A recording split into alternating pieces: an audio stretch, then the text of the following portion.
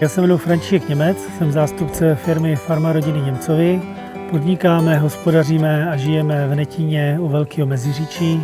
Hospodaříme na 150 hektarech, kde většinou pěstujeme krmovou základnu pro dojnice a pro kuřata.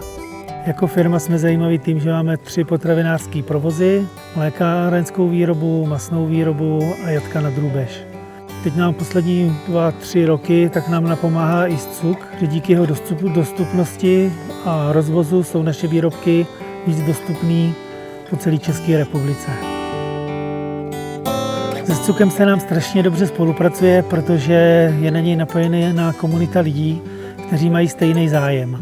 A to se mně na tom líbí, že se podporuje komunita lidí, kterým jde o to, jaký kvalitní potraviny jí.